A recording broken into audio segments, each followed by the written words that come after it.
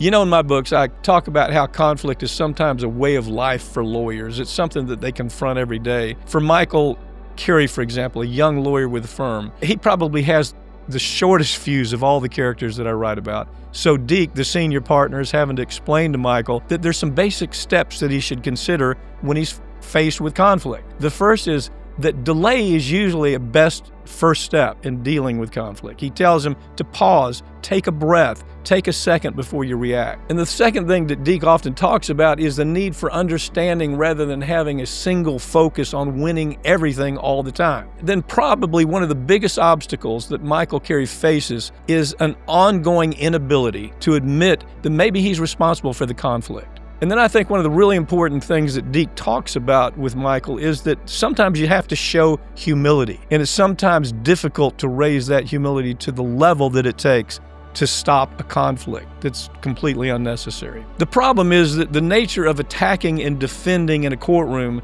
may work well in a courtroom, but it's really a bad choice in our private life outside that courtroom. And Deke continues to warn Michael that it's a trap. There's an age-old saying that the first casualty of conflict is usually the truth.